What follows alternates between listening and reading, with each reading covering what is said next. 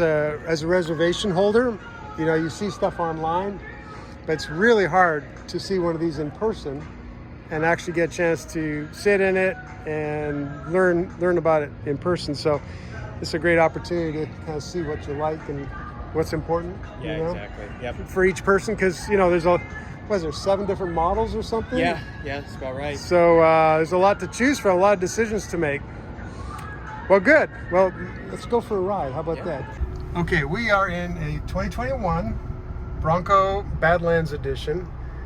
And, you know, we have a little struggle because do you say full-size Bronco? Well, it's the Bronco, but it's not the Bronco Sport, which a lot of people could get confused. So, Austin, I've got Austin with me. Austin, can you give me a quick rundown? I haven't driven this thing yet, and it'd be good to understand the basic features of this car and what I need to be doing or paying attention to. Yeah, so like you said, this is the Badlands. It's a 2021 Bronco. It's in the cyber orange, which online it's hard to tell what it really looks like, but in person it's definitely more of a yellow orange. So this has got the high trim package on it, so it's going to have the 12-inch display, touchscreen, navigation, beautiful big display, hands-free, and then this is also the 2.3 liter EcoBoost with the 10-speed automatic. All right. And then this also has the optional Badlands wheels. There's a standard version that all of them come with, and then there's an optional bead lock, which this has the optional bead lock. And that's why I was asking you earlier, are those factory wheels? Because they look pretty legit. Yep, they look really good. So that's your middle of the road package with the wheels, and when you go to the Sasquatch package, and there's another set of bead locks. Okay, and is that the big top size? Yep, that's the 35. It has 35-inch tires. These are the 33-inch. They're the BFGs. Yep. So it's got your GOAT modes. So this has all of them, and then it has the 4-wheel drive automatic as well in it. Okay, people who really know Broncos are going to know what GOAT means, but not everybody does. So tell us GOAT. GOAT stands for goes over any terrain. Awesome. So that was the original secret name of the Bronco when they were developing it in '66. So as I'm scrolling through, I got normal, and then it goes to eco. I got slippery. I got muddy and ruts, sand. Baja. Okay, that sounds extremely serious. And rock crawling. That's very cool. I'm also noticing, which one was it? The actual, it feels like the big display changed. Yeah, so when you go into the off-road modes, there's certain ones. It's rock crawl, and I think it's mud and ruts. It'll actually bring up the front camera. If you don't have a spotter, it comes in handy to have that. Okay. Yeah, and that's easy. I mean, that's a simple dial. Just spin it around and get where you want to go. Your power window switches are right here in the console. Yep. Along with that's your mirror? Mirrors, yep. Okay. Yeah, but of course, the doors come off. You've got to have the controls here because if the doors aren't there, what are you going to do? Excellent, excellent.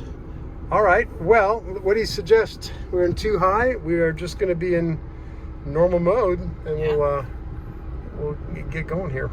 And by the way, this test drive, the vehicle are courtesy Sanderson Ford.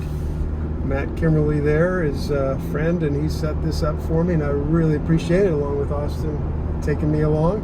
We'll show pictures of the outside, but this has the soft top or convertible top, I guess. Yeah. And the 33-inch tires. Well, you know, it's so far it's feeling pretty stable and pretty solid, even with the big tires on it. That's really cool. Yeah, Ford did a really good job with making it not only an off-road vehicle, but a comfortable road vehicle. So that's what really helped when they decided to go, instead of like most off-road vehicles, straight axle in the front, they went to the independent front suspension. So it's better for your everyday driving. Yeah. And it'll help keep it a little tighter. Straight axle vehicles with the steering linkages and stuff like that tend to be a little looser in the steering. Right.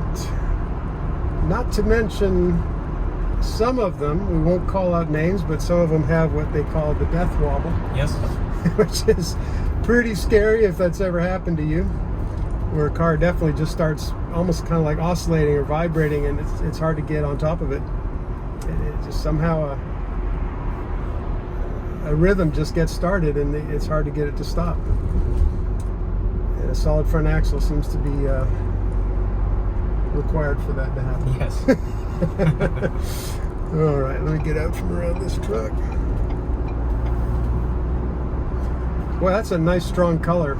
You know, for so long, the colors have been getting more and more boring, and it's kind of fun that with the Bronco they're bringing out some really nice strong colors.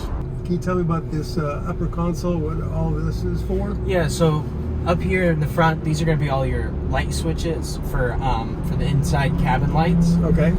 So you can turn on the dome lights that they have, some of the lights that they have up here. Okay. And then here is your auxiliary switches. So just like the Raptor and the Tremor on the F-150s and Super Duties, they have auxiliary switches set up. So for you can set up lights, you know, LED lights, light bars, pod lights on the mirrors. You can set those up.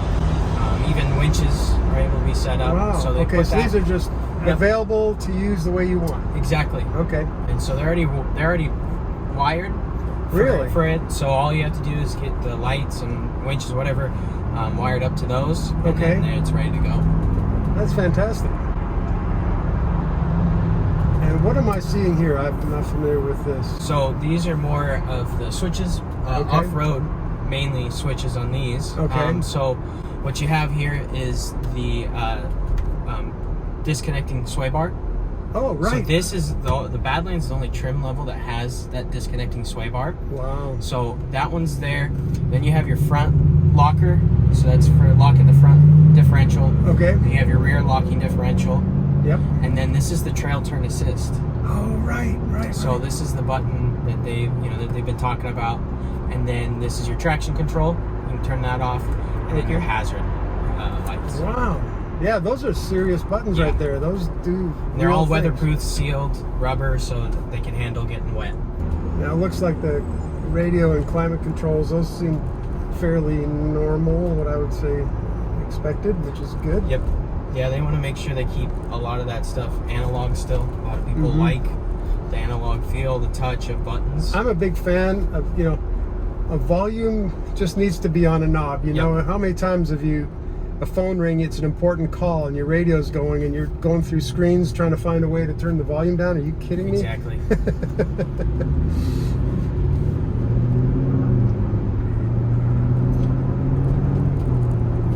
Well, with the, I'm not trying to push it at all, but you can definitely feel with the 10-speed, that 2.3 has no problem pulling it along.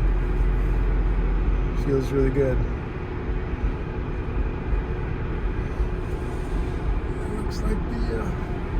It looks like there's some speakers attached to a roll bar in the back. Yep, that's where the rear speakers are going to be. Yeah, so they have rigged this up so that you have the top off and maybe the doors off, and you're out in the wilderness having fun, but you still have the creature comforts you want. Exactly. Very cool. So this has built-in navigation. Yep. Apple CarPlay and all that? Yes, this has Apple CarPlay and Android Auto. Okay. It's down. This is you can go through the different screens on this. So you can run it's basically a dual screen in a way, a split screen. Right. And then that way you can see all this. Interesting.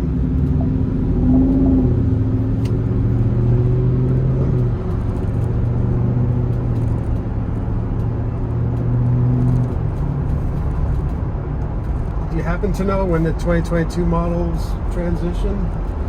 I know end of December they're supposed to switch to building 22s. Okay. That's what they've told us. That's what they're planning on. Now can that change? Yes, that can. Yeah, I mean, production problems have been just a never-ending story in the automotive world. So exactly. You can't pick on one automaker because they're all having that problem. Yeah, they're all affected. I think I heard there are some new colors coming in for 2022, probably. Yeah, so there's going to be 2 new colors for the Bronco. Eruption green is the big one that everybody has been talking about. That asked for it in the first run was to do green, and so Ford did green for this 22 model year. They are getting rid of Rapid Red. Okay. For 22, and they're adding a new red color. I think it's red chili metallic. It's like chili red metallic or something like that. That's the big one. And I think they took away antimatter blue for 22. All right. And then for 22, that's the biggest thing. It's the colors that they've shown. And then they just announced today the 22 is going to have the Bronco Raptor. Right. Yeah, that was that today, this morning? I think it was this morning. It was early this morning they released that. So what do you know about the Bronco Raptor? Not much, other than it's a Raptor. It's the biggest thing from seeing some of the test ones. They've been camouflaged, but wider fenders. Okay. Some of them, a majority of them have been testing with 37-inch tires. Oh, wow. And then typical with, the F-150 Raptor, it's usually a higher output version of an engine. So we could expect probably a higher output version of maybe the 2.7 or maybe the 3.0 that's been in the Explorer ST. So right. There's possibilities for those, but other than that, that's all. It's really still kind of rumor mill. Rumor right? and speculation. Yeah, the 3.5 in the F-150 Raptor is probably more than you'd want to. It does really good with it. Yeah. There you go. The blue one we have is a 2.7. Okay. Hey, when we get back, we'll take a quick look at that. Yeah. Just to compare. Let's face it, a lot of people are gonna, even if they are gonna go off-road with it, that's still gonna be a small percentage of their driving. Yeah. So the fact that this is totally easy to drive around town, this is not an issue. Yeah, it's got a real good line of sight. It's, anybody can get in this and feel comfortable driving it. Yeah, it didn't take any time at all to. No, it's not very intimidating to drive. It's pretty quick getting the handle of it.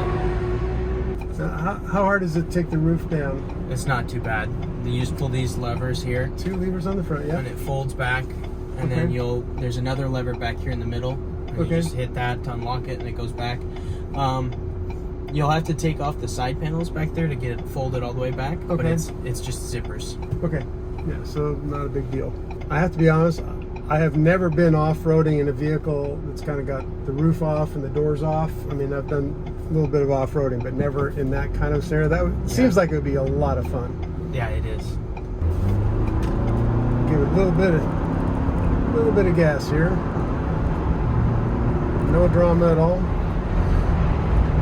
It's totally easy to drive. I mean, the off-roading thing is a completely different animal, but there's probably hundreds of videos out already on the off-roading, but not too many people are just posting a little video on how is this thing to just drive around in traffic, Yeah, exactly. People are going to be doing that. Oh, yeah. Obviously. So no one can say they didn't see you coming with this color paint. Exactly. It's almost school bus. Almost yellow. School bus. It's dangerously close. I see one right there. It's not a lot different. All right, Austin. Thank you. All right, let's pop the hood on this guy and see what it looks like. Oh, yeah. Nice and organized. Like you said, plenty of room. You can clearly see they were anticipating the bigger engine, obviously.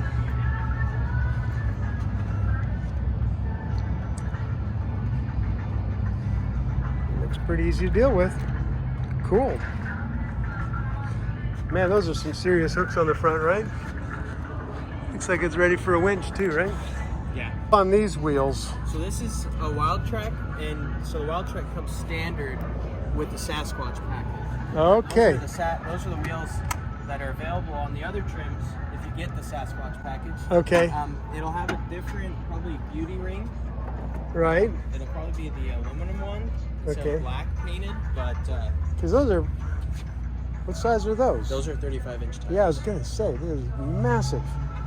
Massive. Okay, and here we are. This is a 2.7 V6, as evidenced by the sticker right there.